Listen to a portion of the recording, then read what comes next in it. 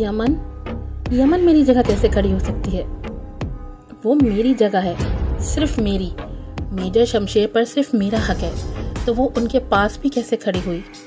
हाथ में पकड़ा कोल्ड ड्रिंक का ग्लास बेसाख्ता ही उसके शिद्दत से पकड़ने पर हाथ में टूटकर चिकना चूर हुआ था कि उसे खुद भी एहसास ना हुआ।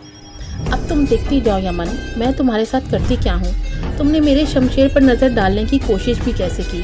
अब देखना कितना बुरा करती हूँ मैं तुम्हारे साथ। आग भी मैं लगाऊंगी और तुम जलोगी भी, मगर सद अफसोस मोहरा होने के बावजूद सबकी नज़रों में भी बुरी भी तुम ही बनोगी। हा हा हा, उसने जुनूनी अंदाज में अपने बालों में हाथ फेरते पागलों की तरह कहा और शीशे में देखती हंस दी। Mirror mirror on the wall, who is the cleverest of them all? Please like, share and subscribe.